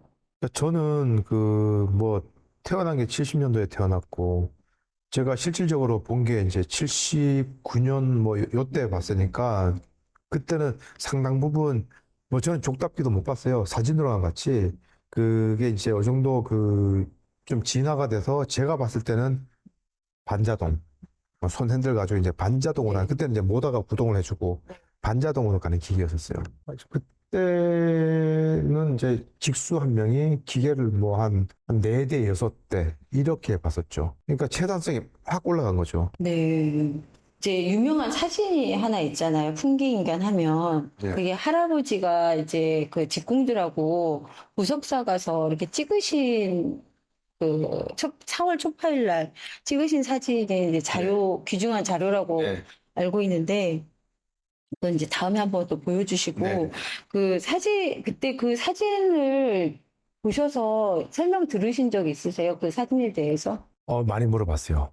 저희 아버지한테도 제가 물어봤었고, 돌아가시기 전에 저희 어머니한테도 이제 물어봤었고, 이제 그때는 사실 교통 자체가 불가능한 시절이잖아요. 74년이거든요, 그게. 아, 아니, 아니, 아니. 53년. 네. 53년, 아니, 53년. 예. 53년이었나? 하여튼 그게 단기로 나와 있어가지고 아마 그 네. 풀이하면 1955년 정도 됐었던 것 같아요. 예, 그 사진이. 그러면 거기에 그 제일 오른쪽에 있던 분이 저희 큰 고모세요. 지금 큰 고모 지금 살아 계시는데 네. 그 고모님이 35년생인가 그러세요. 그러면 지금 거의 90이 다 돼 가시거든요. 그분이 정말 열 몇 살 때, 그러니까 아마 중학생 같아요. 예, 그러니까는 어디 야유회를 간다는 게 이쪽 인근에서 갈 수 있는, 갈 만한 데가 거기밖에 없었대요. 아무도 없잖아. 영주에 뭐가 있었습니까? 영주는 그때 풍기보다 더 못 살았다는데, 영주에도 아무것도 없고, 그냥 부석사, 소수서원, 그러니까 책으로 많이 간 거죠. 지금으로 치면. 그래서 그나마 저희가 그때, 저희 할아버지가 그 운수업도 같이 하고 계실 때거든요. 아, 운수업도 예, 운수업도 하고 정미소도 같이 했었어요. 예, 그래서 운수업을 하시다 보니까 저희 집에 3륜차가 있어가지고 그 3륜차에다가 적재함을 태워가지고 3륜차 2대로 갔대요. 2대인가 3대로. 그것도 사실인 거예요. 그냥 들리는 이야기가 아니고. 아, 그 진짜예요. 저는 3륜차 어릴 때 봤어요. 봤고 네. 저희 집이 어릴 때 그 차가 되게 많았었어요.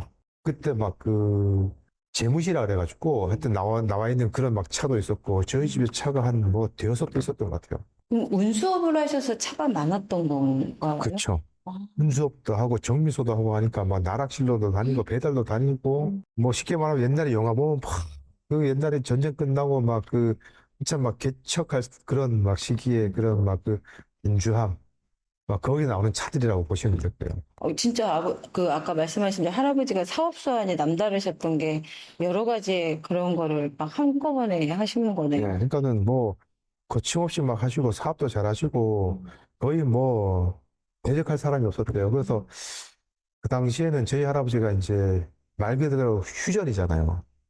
이게 다시 이제 고향으로 돌아갈 생각에 차만 잔뜩 사 모았대요. 차.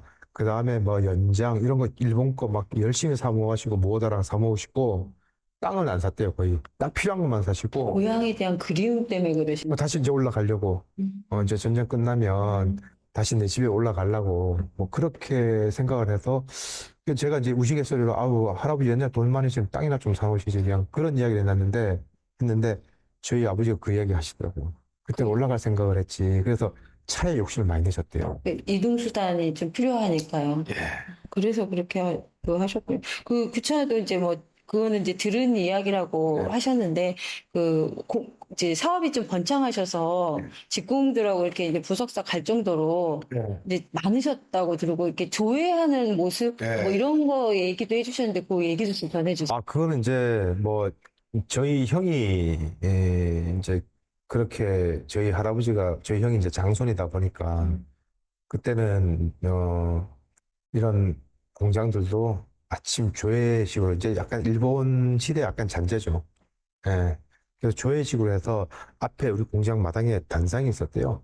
그 단상에 저희 할아버지가 올라가면서 항상 저희 형 손을 잡고 올라가서 막 이렇게 연설도 하고 뭐 일도 어떻게 좀 하자 막 이렇게 해가지고 뭐 그렇게 하셨던 것 같아요. 그때 사진 있었으면 참 그러게요. 특별했을 것 같아요. 네. 네. 이제 어린 시절에 할아버지 이제 보시고 직공들 뭐 이렇게 생활 같은 것도 이제 보셨을 거 아니에요. 네.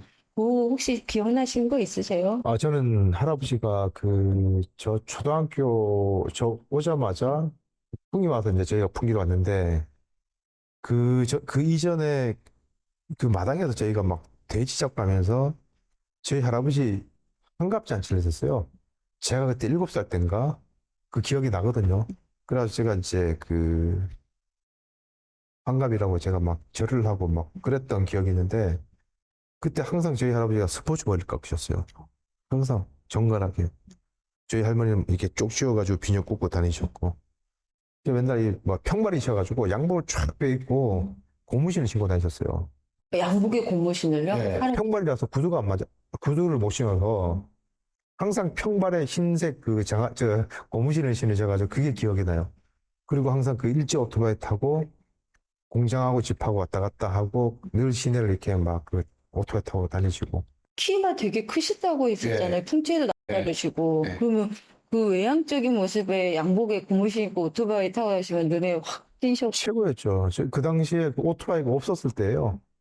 그리고 그 소위 말하는 그 라이방 있죠. 라이방을 진짜 지금 내놔도 그 라이방이 그 촌스럽지 않을 지금 그 사진을 제가 아무리 찾아봐도 없는데 그 라이방을 탁 끼고 오토바이를 딱 타고 스포츠 머리 깎고 양복 입고 그 사진을 제가 본 기억이 있거든요. 나이바이크라는 게 이제 안경 오토바이 탈 때 레이벤. 쓰는 그건가요? 라이방이 선글라스잖아요. 네. 레이벤이라고 하잖아요. 그 선글라스 브랜드. 아, 네네. 그 브랜드를 그 일본 사람들이 라이방 그래가지고 그게 라이방이 된 거예요. 선글라스가. 네. 쉽게 말하면 뭡니까 그 담배 뭐죠 외국 양담배 말보로. 그러니까 말보로 가지고 양담배 그러면 말보로라 그러잖아요. 그러니까 옛날 영어로 담배가 뭐야 그러면 말보로라 그러잖아요. 그러니까 그런 식으로 레이벤이 이제 라이방이 된 거예요. 옛날에는 그걸 좀 많이 하고 다니셨나 보다.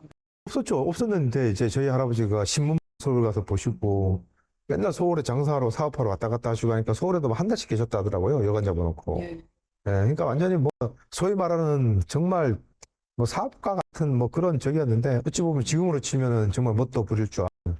그래서 저희 할머니 맨날 뒤에 태우시고 막 그 선글라스 끼고 막 이렇게 거의 이쪽 지역에서는 저희 할아버지 그 옛날 그 어르신들 사이에서는 정말 멋있는 사람이었죠.